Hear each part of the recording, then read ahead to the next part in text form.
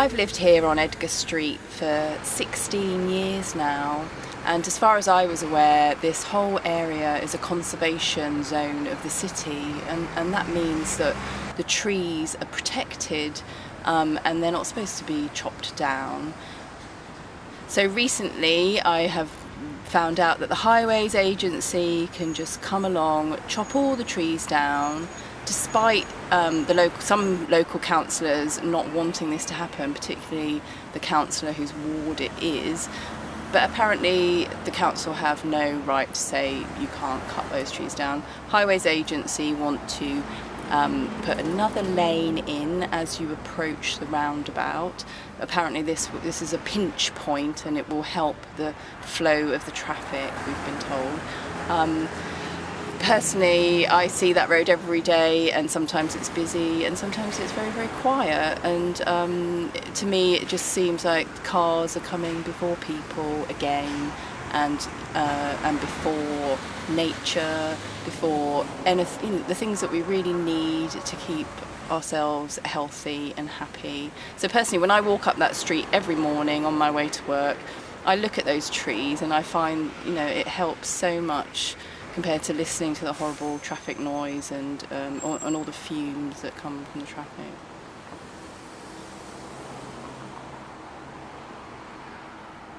For a long time now, I haven't been able to use the pavement that I use to walk to work because it's all closed so that they can build the new shopping centre.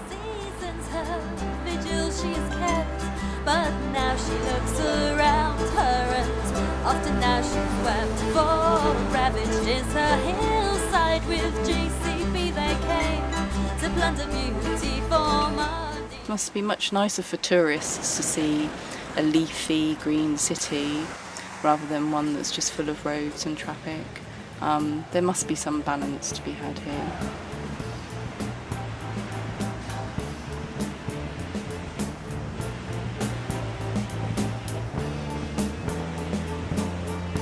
I do think when the new road is built, is it going to be any easier for pedestrians, or is it going to be even more lanes of traffic to negotiate before you can even cross to get to the pavement that you want to get to?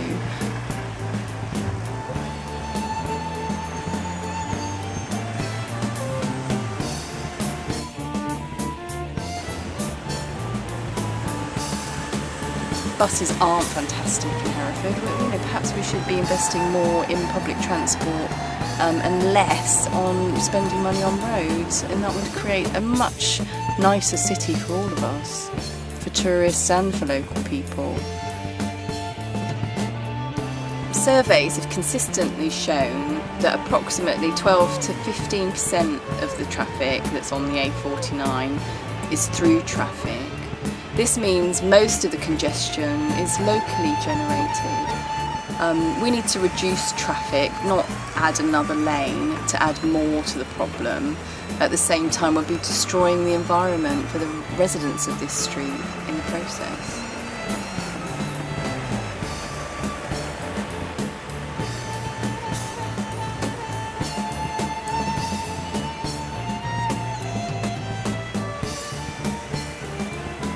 So in Hereford, in the city, we don't seem to pay much attention to the experience for pedestrians.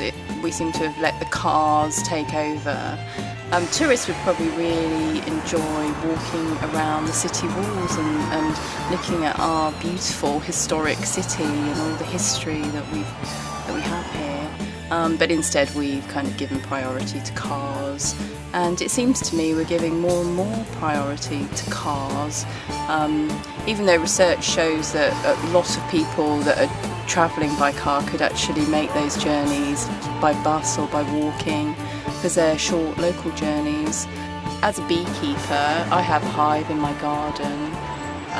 My bees are foraging on the lime trees at the moment because they're in full blossom. They smell beautiful, they're full of nectar.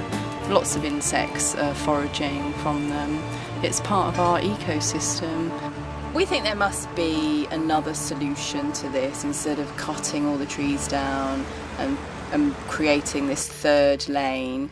There's been ideas of a scheme called shared space. This has been very successful in a place called Poynton, in another rural setting similar to ours.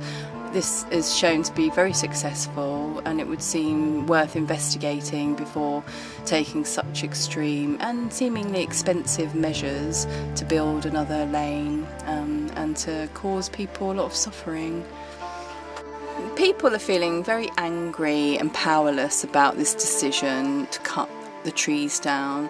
It feels like so many decisions are being made behind closed doors in a really undemocratic way, and I think people have just had enough of it. You know, we want to participate in the choices and the decisions that are happening here locally, and you know, we're just not given a voice. It's just not good enough.